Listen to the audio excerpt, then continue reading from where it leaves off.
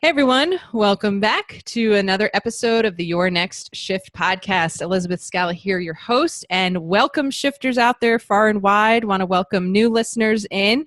That's right, listeners. If this is your first podcast episode, you are now a shifter. You are making shifts in your nursing career or otherwise, and here to rock and roll with us. And then shifters coming back, welcome back for, how many episodes you've tuned in for. Thank you so much for your listenership and loyalty week after week.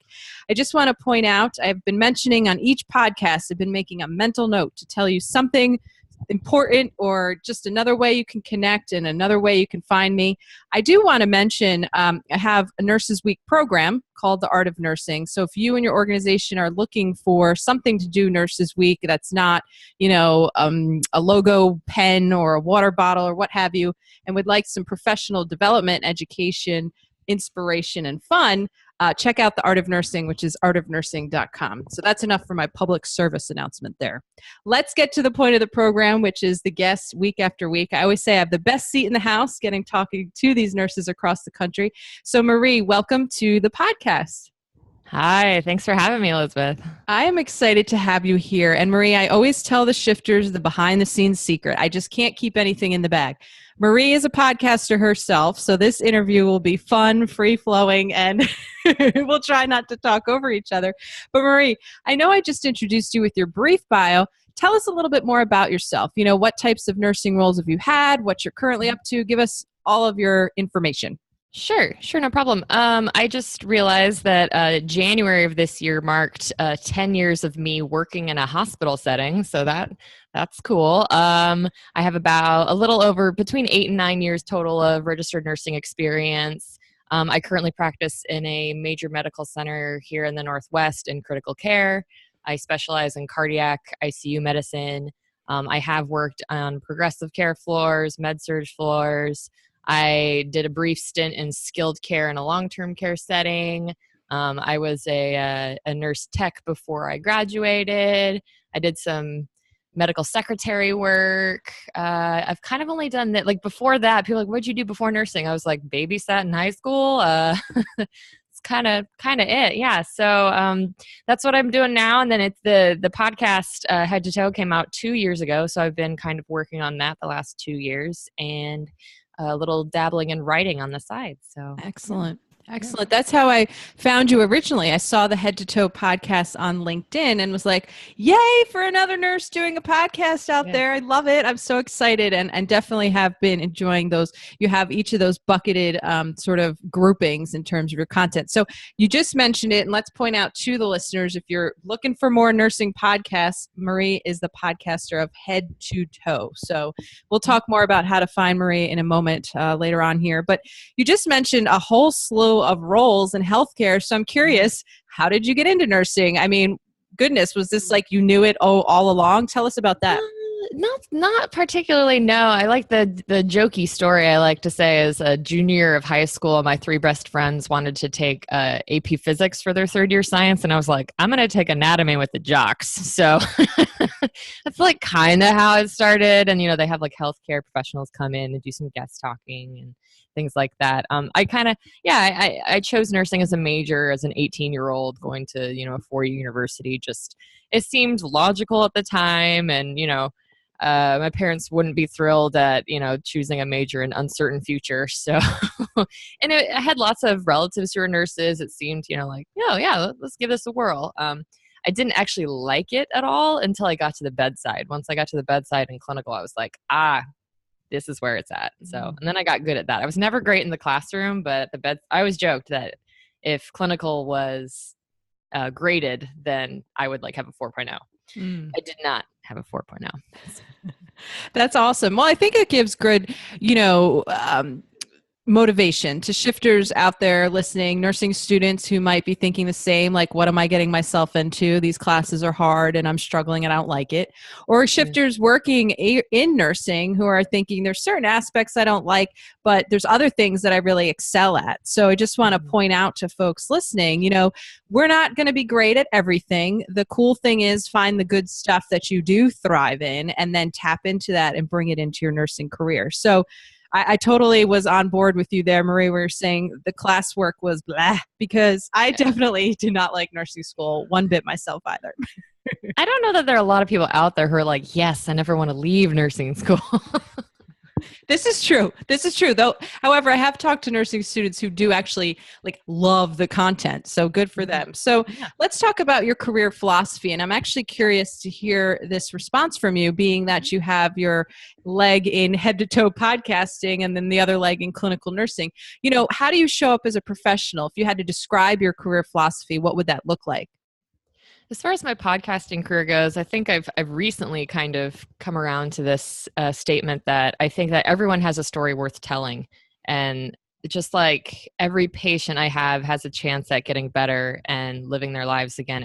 Every person has a story worth telling. And whether when I first started podcasting, there would be people I'd be kind of hesitant to talking to, or like, oh, that's not really up my alley.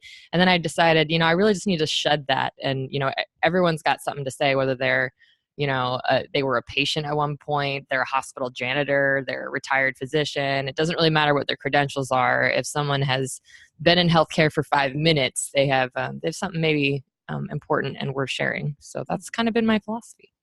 That's interesting, because I was thinking that when you started out with your response, the fact that everyone provider-wise or clinician-wise had a story. And I'm thinking, in my head, yes, and patients as well.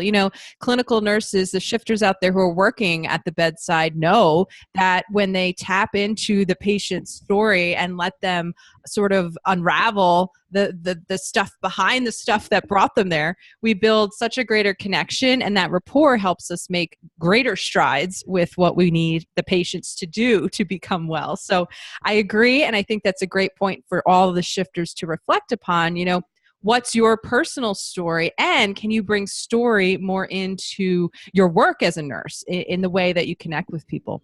So maybe we'll be telling some more stories here, which I think we will, pros, cons, and all in between. Let's start with one side of the spectrum, that challenging moment, that obstacle, something that was really hard, but then how you learned a lesson through that. Something that was really hard. Initially just, I'd always kind of talked about starting a podcast and a writing career. And I think probably the hardest part about it was just doing it, just putting my foot on the gas and being like, yep, I'm going to give it a whirl. And I just got online and bought audio equipment one day and started reading Reddit threads and YouTube videos on how to start a podcast. And starting it was really hard. It was really hard. And it's hard to keep the ball rolling too. Because success, you need a long time to develop an online following, as I'm sure you know. So it's a constant work in progress. But yeah, I would say just even starting, going from, I can go work in an ICU for 12 hours, but talking in a microphone about nursing in a way that's going to be meaningful to one other person out there who might download this 30-minute episode. Yeah, it's been a journey. And then the technical aspect of it too. I like to joke that I swear to God, I can do CRRT on somebody, but hooking up my audio equipment sometimes seems harder. Oh, totally. As today, I've been telling the shifters, I'm dabbling in experimenting with recording the podcast audio at the exact same time as a video recording, and to press play on both and where all the wires are going to go. And I was kind of freaking out. I didn't have enough plugs left in my computer. Right. But this is a great point, Marie, to speak to for the shifters. No matter what endeavor you have in your heart or a thought in your brain, taking the first action step. As you said, Marie, you went online, you started reading articles and blogs and following Reddit and different things to learn. If you have something, shifters, that you really want to do within your nursing career, just take the first step. And then after the first step is taken, you take a second. I mean, we all learn to walk one foot at a time. So same with anything you want to do with your career. Okay. So flipping to the other side of the spectrum, we're going to talk about success, an accomplishment, something you're really proud of. Let's hear that story. I had to write it down. It's small. It's a really small piece. As far as the podcasting and writing and my other career goes, I think the biggest success, honestly, was joining LinkedIn. As silly as that sounds, that kind of opened a floodgates of ability to network with people. I met you, Elizabeth, that way, at least digitally. Well, now face to face. Hi, this is cool. This is really cool. This whole video thing is working out great.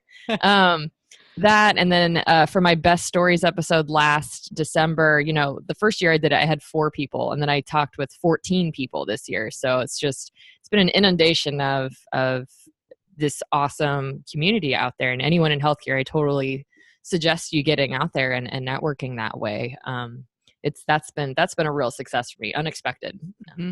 Yeah, it can be scary. It can be intimidating. Additionally, I know many nurses worry about the legalities of being, on a social media platform, and is this going to be, what's the policy at work and all this kind of stuff. But Marie makes a great point. First off, if you're worried about social media, LinkedIn is definitely the most professional platform to be on. And secondly, follow those policies, figure out the rules and regs, and do what you do. But be there to network, get to relationship, ask questions. Maybe you're doing an evidence-based practice project and you can't find a certain article for, your PICO question or whatever. You go to a group that, maybe other clinical nurse specialist group, let's say, and you're in that ClinSpec group and you say, this is my project, has anyone ever done any research around that? So it's great to network and to ask for support. So you're balancing, Marie, the podcast with your job in your work.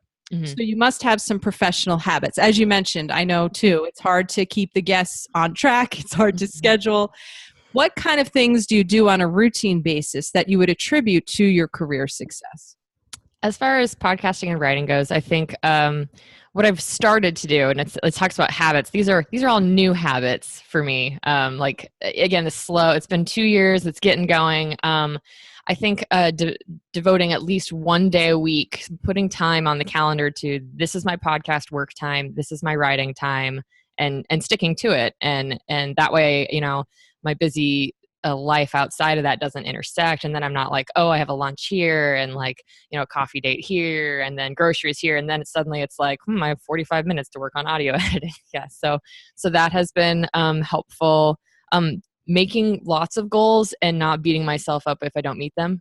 That's been a huge one. As far as my clinical career goes, and I think this is going to resonate with a lot of people out there, is that one of the nurses I interviewed on one of my very first episodes told me she learned to leave work thanking herself for her work and knowing that she did a good job at the end of the day, and not waiting for a thank you from patients or families or managers or anyone, or just knowing and patting yourself on the back that I did good work today and I made a difference in someone's life, whether it was, an hour of pain relief or a discharge or a good outcome.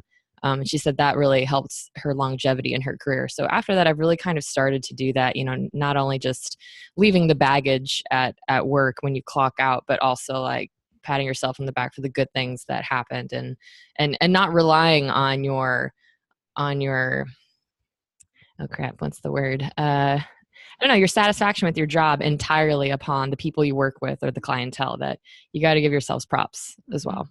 Absolutely. You know what? I'm so glad to hear a nurse out there is doing this and then telling others. I actually wrote about I call it treat yourself like your dog. In my book, Stop Nurse Burnout, there's a section about the fact that we don't celebrate ourselves enough. So if any shifters out there have a dog or any type of pet in the home, you get home from work, you're like, oh, you've been such a good boy. You're doing so great today. I love you so much. It's like the dog didn't do anything at all. And you're celebrating this dog like it's the best thing. So agreed, celebrate ourselves. And I love what you were talking about, Marie, in terms of that job satisfaction. When we're constantly looking for it externally and maybe don't get it, then there's a cause for frustration and disappointment. I also want to circle back to what you were talking about in terms of blocking your time and schedule, and point this out for shifters. Many people who work in the clinical field still at this point work some type of shift work. And so typically a nurse's schedule is all over the place and you do have a day off. This is a great example of using your time wisely. Instead of flopping around on a couch and just vegging out in front of TV and just being, I'm so exhausted, which is totally true. And I've been there and done that. Once in a while, blocking out a day for the goals you are setting for yourself and the tasks you want to do outside of work. So I love that. All right. We're going to ask you one more question before we get to Mad Libs. And I do want to spend a moment talking about the podcast since we have been speaking to it so much. So I want shifters to know kind of what's about. But before we do, money. We receive money for working in the jobs we do. Hopefully, I'd like to think that nurses reinvest in our careers. So what do you spend money on that makes your job, wherever you find yourself, easier, better, or some mixture of both?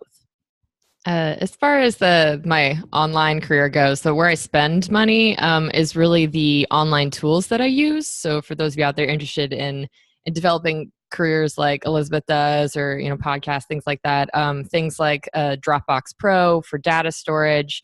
Spending money on like my websites is totally through Squarespace, so spending money through that once a year, and it's really user friendly. Things like that because I don't.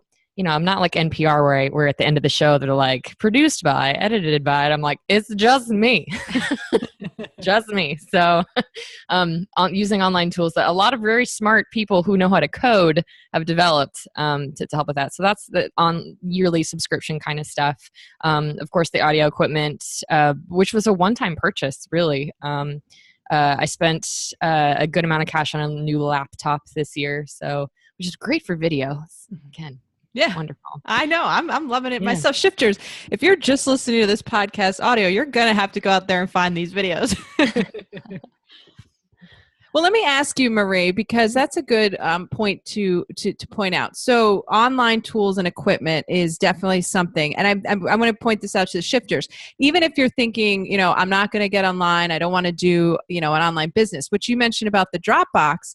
We're all as nurses working on projects these days, and an easier way to share files than sending along a slow and heavy email is to possibly put things on a sort of external cloud like a Dropbox. So, anybody out there listening, I'm just thinking for you to think about how can you make your work more efficient? How can you make your time, spent well spent, that language. So just those tools, think about what tools you can invest in. So Marie, before we get to the Mad Libs, I do want, because you mentioned the podcast several times and these shifters have been tuning in with me week after week.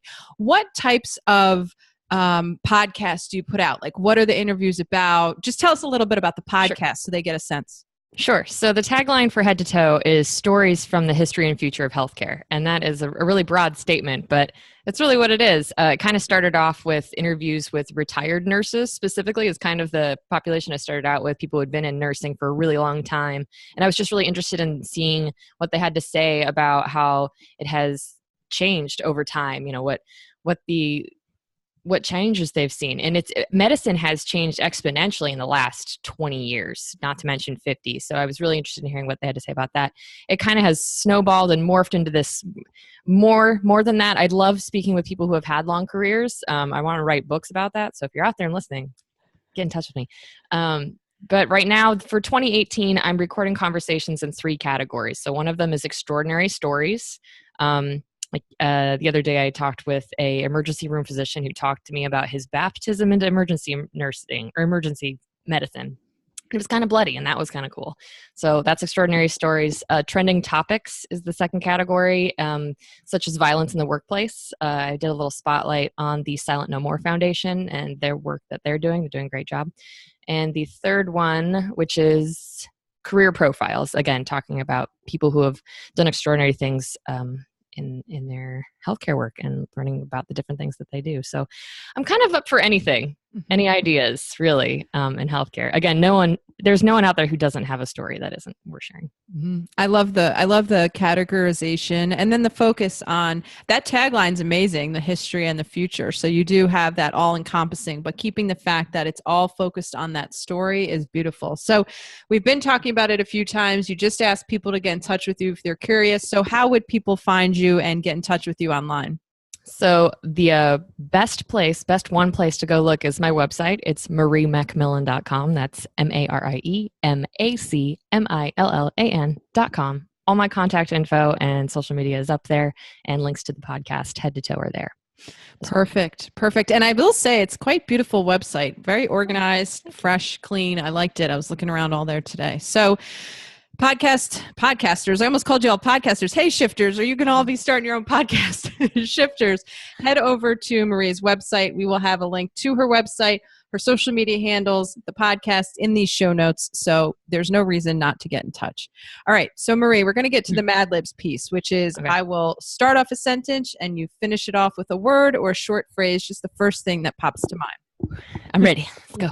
And Shifter's listening to the podcast. She's throwing her arms up in the air saying, I'm doing my stretches. All right. If I were to shift one thing in my career right now, it would be? Less work on my feet. There you go. Excellent. Next one.